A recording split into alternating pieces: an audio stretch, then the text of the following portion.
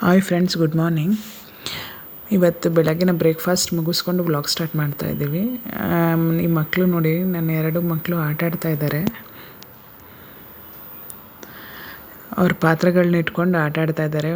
ನಾವು ಎಷ್ಟೇ ಕಾಸ್ಟ್ಲಿ ಆಟ ಸಾಮಾನು ತಂದುಕೊಟ್ರು ಕೂಡ ನಮ್ಮ ಮನೆ ಮಕ್ಕಳು ಈ ಥರ ಪಾತ್ರೆಗಳನ್ನ ಇಟ್ಕೊಂಡು ಆಟ ಆಡೋದು ಮಾತ್ರ ತಪ್ಪೋದಿಲ್ಲ ಅನಿಸುತ್ತೆ.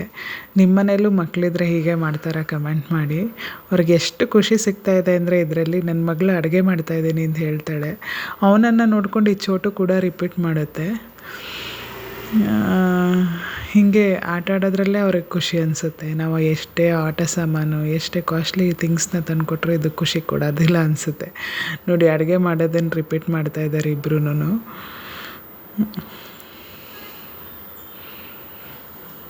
ನಾವು ಹೀಗೆ ಮಾಡಿರ್ತೀವಿ ಅನಿಸುತ್ತೆ ನಮ್ಮ ಚೈಲ್ಡ್ಹುಡ್ಡಲ್ಲಿ, ಅಲ್ವಾ?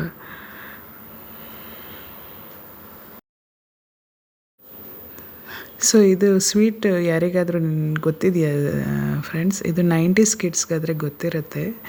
ನಾವು 90ಸಲ್ಲಿದ್ದಾಗ, ನಾವು ತುಂಬ ಚಿಕ್ಕವರಿದ್ದಾಗ ಈ ಥರ ಸ್ಮಾಲ್ ಪೇಣಿ ಟೈಪ್ ಬರ್ತಾಯಿತ್ತು ಮನೆ ಹತ್ರನೇ. ಅವಾಗ ತೊಗೊಂಡು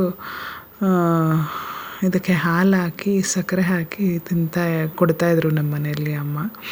ಸೊ ಇದು ರೀಸೆಂಟಾಗಿ ಸುಮಾರು ವರ್ಷಗಳು ಕಾಣೆ ಆಗಿಬಿಟ್ಟಿತ್ತು. ಈಗ ರೀಸೆಂಟಾಗಿ ಮೊನ್ನೆ ಬಂದಿದ್ದರು ಮನೆ ಹತ್ರ, ಒಬ್ಬರು ತಾತ ತೊಗೊಂಬಂದಿದ್ರು. ಸ್ಮಾಲ್ ಪೇಣಿ ಟೈಪ್ ಇರದೆ, ಇದು ಏನಿಲ್ಲ, ಈ ಪೇಣಿಗೆ 1 ಲೋಟ ಹಾಲು, ಸ್ವಲ್ಪ ಬಾದಾಮ್ ಪೌಡರು, ಸಕ್ಕರೆ ಹಾಕಿ ಬಿಸಿ ಮಾಡಿಬಿಟ್ಟು ಹಾಕ್ಕೊಂಡು ತಿನ್ನೋದಷ್ಟೇ. ಇನ್ಸ್ಟಂಟ್ ಪೇಣಿ ಥರ, ಸ್ಮಾಲ್ ಪೇಣಿ ಅಷ್ಟೇ. ಇದು ನಮ್ಮ ಮಕ್ಕಳಿಗೆಲ್ಲ ಪರಿಚಯನೇ ಇಲ್ಲ ಅನಿಸುತ್ತೆ. ನಾವು ತುಂಬ ಸಣ್ಣವರಿದ್ದಾಗ ಬರ್ತಾಯಿದ್ದೆ, ಇದು ಚಿಕ್ಕವರಿದ್ದಾಗ ಸಿಕ್ಕಿದೆ ಇದು ಸ್ವೀಟಿಗೆ. ಮತ್ತು ನಾನು ಆಫ್ಟರ್ ಆಲ್ಮೋಸ್ಟ್ 20-25 ಇಯರ್ಸ್ ಆದಮೇಲೆ ನೋಡ್ತಾ ಇದ್ದೀನಿ. ಸೊ ಅದಕ್ಕೆ ನನ್ನ ಮಗಳಿಗೂ ಒಂದು ಸತಿ ಟ್ರೈ ಮಾಡೋಣ ಅಂದ್ಬಿಟ್ಟು ತೊಗೊಂಡಿದ್ದೆ. ಅಮ್ಮ ಮಾಡಿಕೊಡಿ ಅಂತ ಕೇಳಿದ್ಲು, ಮಾಡಿಕೊಟ್ಟಿದ್ದೀನಿ.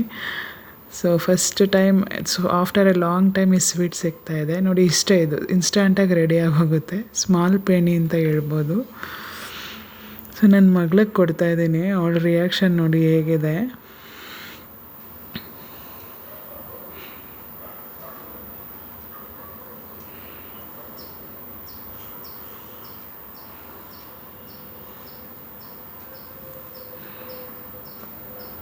ಚೆನ್ನಾಗಿದೆ ಅಂತ ಹೇಳ್ತಾ ಇದ್ದಾಳೆ. ಅವ್ರಿಗೆಲ್ಲ ಈ ಥಿಂಗ್ಸ್ ಎಲ್ಲ ಗೊತ್ತೇ ಇಲ್ಲ. ಇದೆಲ್ಲ 90s ಸ್ವೀಟ್ಸು.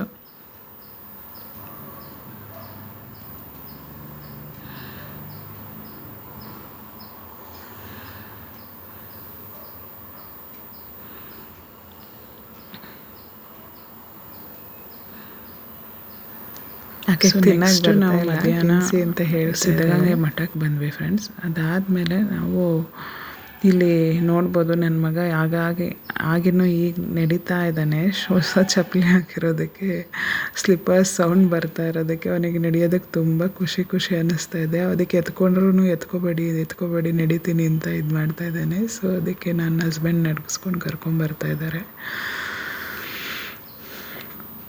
ಇಲ್ಲಿಗೆ ಮಠಕ್ಕೆ ನಾವು ಶ್ರೀಗಳ ಆಶೀರ್ವಾದ ತೊಗೊಳೋದ್ರಿಂದ ಅಥವಾ ನಾವು ಬರೋದ್ರಿಂದ ಪರ್ಸ್ನಲಿ ನನಗೆ ಒಂದು ಸ್ವಲ್ಪ ಪಾಸಿಟಿವ್ ವೈಬ್ಸ್ ಜಾಸ್ತಿ ಆಗುತ್ತೆ. ಸೊ ಯಾವಾಗ ನಾವು ನಾನು ಇನ್ಫೀರಿಯರ್ ಫೀಲ್ ಆದಾಗ, ಲೋ ಅನಿಸ್ದಾಗ ಇಲ್ಲಿಗೆಲ್ಲ ಬರ್ತಾ ಇರ್ತೀನಿ. ಮನಸ್ಸಿಗೆ ಒಂಥರ ನೆಮ್ಮದಿ ಸಿಗುತ್ತೆ, ಪಾಸಿಟಿವ್ ವೈಬ್ಸ್ ಜಾಸ್ತಿ ಆಗುತ್ತೆ. ಶ್ರೀಗಳ ಆಶೀರ್ವಾದ ಇರೋದ್ರಿಂದನೇ ಅಲ್ಲಿಗೆ ಹೋಗಿ ಬಂದ್ರೇ ಒಂಥರ ಪಾಸಿಟಿವ್ ವೈಬ್ಸ್ ಜಾಸ್ತಿ ಅನಿಸುತ್ತೆ ನನಗೆ. ಪರ್ಸ್ನಲಿ ಮನಸ್ಸಿಗೆ ಒಂಥರ ನೆಮ್ಮದಿ, ಪ್ರಶಾಂತತೆ ಕಾಣುತ್ತೆ ಇಲ್ಲಿಗೆ ಬರೋದ್ರಿಂದ.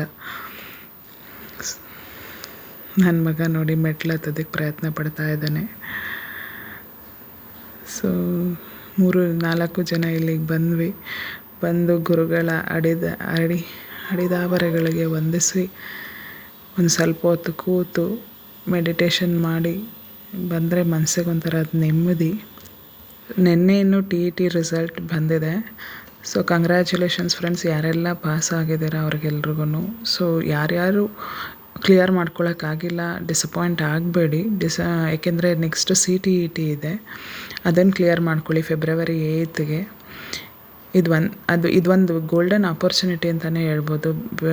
ಟೀಚರ್ಸ್ ಆಗೋದಕ್ಕೆ ಇದೊಂದು ನೆಕ್ಸ್ಟ್ ಎಂಟ್ರೆನ್ಸ್ ಇರೋ ಥರ ಇದೆ. ಸೊ CTET ಕ್ಲಿಯರ್ ಆದ್ರೂ ನೀವು ಈಗ ಅಪ್ಕಮಿಂಗ್ ರಿಕ್ರೂಟ್ಮೆಂಟ್ಸ್ಗೆ ಪ್ರಿಪೇರ್ ಆಗ್ಬೋದು. GPSTR, PSTR, HSTR ಏನು ಕಾಲ್ ಆಗುತ್ತೆ ಅಂತ ಇದ್ದಾರೆ. ಸೊ ಆದಷ್ಟು ಪ್ರಿಪೇರ್ ಆಗಿ, ಓಕೆನಾ? PSTR ಏನು 7,000 ಸಮಥಿಂಗ್ ಕಾಲ್ ಆಗುತ್ತೆ ಅಂತ ಇದ್ದಾರೆ. HSTR 4,500 ಸಮಥಿಂಗ್ ಪೋಸ್ಟ್ಸ್ ಕಾಲ್ ಆಗ್ಬೋದು ಅಂತ ಹೇಳ್ತಾ ಇದ್ದಾರೆ. ಆದಷ್ಟು ಪ್ರಿಪೇರ್ ಆಗಿ. ಸೊ TET ಫೇಲ್ ಆಗಿದೆ ಅಥವಾ ಕ್ಲಿಯರ್ ಆಗಿಲ್ಲ ಅಂತ ಅಂದ್ಕೊಂಡು ಯಾರೂ ಡಿಸಪಾಯಿಂಟ್ ಆಗಬೇಡಿ. ಸೊ ನಾನು ಕೆಲವೊಂದು HSTRಗೆ ಪ್ರಿಪೇರ್ ಆಗೋದಕ್ಕೆ ಸಿಲೆಬಸ್ ಈ ಥರ ಎಲ್ಲ ಬರ್ಕೊಂಡು ಇಟ್ಕೊಂಡಿದ್ದೀನಿ. ನಾನು ಪ್ರಿಪೇರ್ ಆಗ್ತಾಯಿದ್ದೀನಿ. ಬನ್ನಿ ನನ್ನ ಜೊತೆಗೆ ನೀವು ಕೂಡ ಪ್ರಿಪೇರ್ ಆಗಿ. ಅವ್ರು ಯಾವಾಗ C&R ನೋಟಿಫಿಕೇಷನ್ ಬಿಡ್ತಾರೆ ಅಲ್ಲಿವರೆಗೂ ನಾವು ಕಾಯ್ಕೊಂಡಿರೋದು ಬೇಡ. ಸೊ ಪ್ರಿಪೇರ್ ಆಗೋಣ. ಯೂಶ್ವಲಾಗಿ ನಾನು HSTRಗೆ 6 to 12 NCERT ಬುಕ್ಸ್ನ ರೆಫರ್ ಮಾಡ್ತಾಯಿದ್ದೀನಿ. ಸೈಕಾಲಜಿ ವಾಮದೇವಪ್ಪ, ಕಂಪ್ಯೂಟರ್ ಅಪ್ಲಿಕೇಶನ್ಸ್ನ ಇನ್ನೂ ಸ್ಟಾರ್ಟ್ ಮಾಡಿಲ್ಲ. ಸೊ ಇದು ಫಸ್ಟು ಸ್ಟಾರ್ಟಿಂಗಲ್ಲಿ ಸಿಲೆಬಸ್ನ ಗೋತ್ರು ಮಾಡಿ ಓದಿ ಒಂದು ಸತಿ ಬರೆಯೋದ್ರಿಂದ ನಿಮಗೆ ಹೆಲ್ಪ್ ಆಗುತ್ತೆ. ಏನಂದರೆ ಸಿಲೆಬಸ್ ಫಸ್ಟ್ ಫೆಮಿಲಿಯರ್ ಆಗುತ್ತೆ, ಆಮೇಲೆ ಸ್ಟಾರ್ಟ್ ಮಾಡಿ ಓದೋದಕ್ಕೆ. ಓದಿದ್ದನ್ನು ಪ್ರತಿಯೊಂದನ್ನು ಬರ್ಕೋತಾ ಬನ್ನಿ. ಬರೆದ್ರೆ ಇವಾಗ ನೀವು ಬರ್ಕೊಂಡ್ರೆ ಎಕ್ಸಾಮ್ ಟೈಮಲ್ಲಿ ನಿಮಗೆ ರೆಫರ್ ಮಾಡೋದಕ್ಕೆ ನಿಮಗೂ ಈಸಿ ಆಗುತ್ತೆ. ಇನ್ನಷ್ಟು ಸ್ಟಡಿ ಬ್ಲಾಗ್ಸ್ಗೆ ನಮ್ಮ ಚಾನಲ್ನ ಸಬ್ಸ್ಕ್ರೈಬ್